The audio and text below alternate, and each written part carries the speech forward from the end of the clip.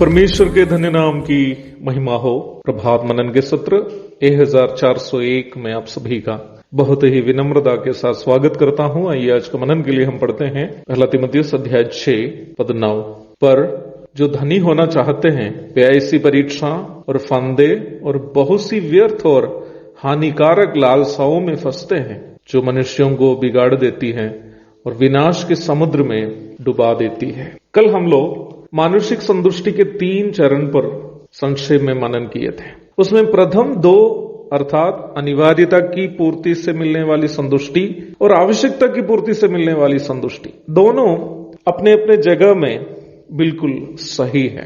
परंतु हम देखे थे कि उसका तीसरा चरण अथवा अनावश्यकता की पूर्ति से मिलने वाली तत्कालीन संतुष्टि खतरनाक तथा मनुष्य को नुकसान पहुंचाने वाली है। प्रारंभ में पढ़ी गई पद को मानसिक संतुष्टि का इस तीसरा एवं नुकसानदायक चरण की परिप्रेक्ष्य में हमें समझनी चाहिए। मेरी आशा है कि कल मैंने जो घर बनाने का उदाहरण दिया था आप याद कर रहे होंगे। मेरे पास मेरी आवश्यकता के अनुसार के घर होने के बावजूद भी पड़ोसी से भी अच्छा घर बनाने की इच्छा से, ताकि लोग मुझे इलाका के सबसे बड़े घर में रहने वाले समझे, मैं मेरी आवश्यकता के बाहर यदि बड़ा घर बनाता हूं तो यह मैं केवल अपना अहंकार का प्रदर्शन के लिए ऐसा करता हूं। अक्सर धनी होने की इच्छा भी इस प्रकार के अहंकार का ही एक परिणाम है। यहां धनी होने की इच्छा करके जो बताया गया है, ये परमेश्वर के द्वारा उपलब्ध कराए गए मार्गों से मेहनत करके धनी बनने की अवस्था को नहीं बताया है। धनी हो जाना बाइबल की परिप्रेक्ष्य में एक पाप नहीं है। यदि एक व्यक्ति धनी है तो धनी होके रहना या धनी की अवस्था में रहना बाइबल की परिप्रेक्ष्य में एक पाप नहीं है। नीति वचन 22:4 में हम इस प्रकार पढ़ते हैं, नम्रता और यहोवा का भय मानने का फल धन, महिमा और जीवन होता है। इसका मतलब नम्रता के साथ परमेश्वर का भय मानने वालों को परमेश्वर दिखाने वाले मार्गों से उपलब्ध होने वाला धन, वो धन परमेश्वर की आशीष है। और इस धन की प्राप्ति करने के द्वारा यदि कोई धनी बन जाता है तो वो बिल्कुल परमेश्वर की इच्छानुसार धनी हो गया है।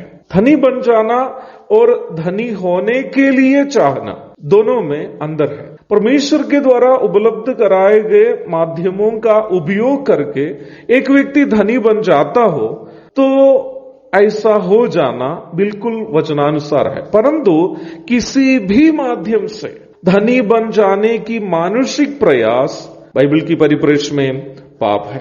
प्रारंभ में पढ़ी गई पद में ऐसी मानसिकता का जिक्र किया गया है जो चाहती है कि किसी भी माध्यम से क्यों ना हो धनी बन जाए।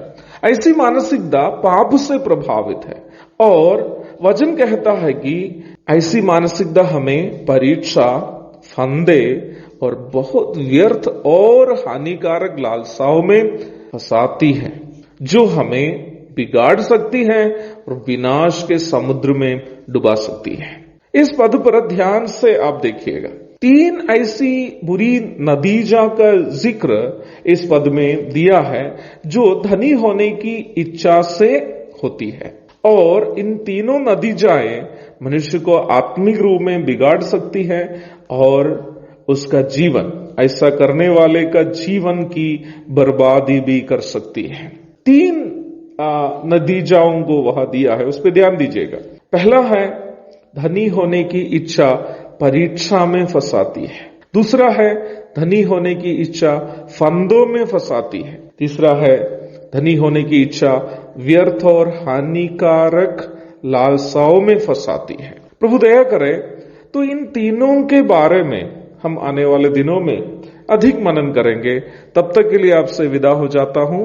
प्रभु के धन्य नाम की महिमा हो। आमीन।